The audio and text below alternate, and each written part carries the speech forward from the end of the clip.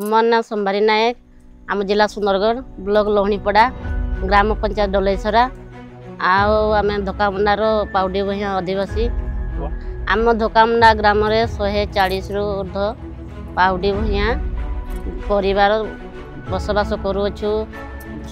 पानीय जल सुविधा अच्छी, इलेक्ट्रिक अच्छी, रास्ता भी भल अच्छी। पीएम जनमन योजना रे 2 लाख टंकार एक छात घर मिली। आम यही योजना रे पक्का सड़क अच्छी, इलेक्ट्रिक सुविधा मिली, पानीय जल सुविधा मिली। यही जनमन योजना रे टावर नेटवर्क बसी प्रति मासरे मेडिकल गाड़ी आसूची मागणार चिकित्सा करछंती, मागणार मेडिसिन दौरान।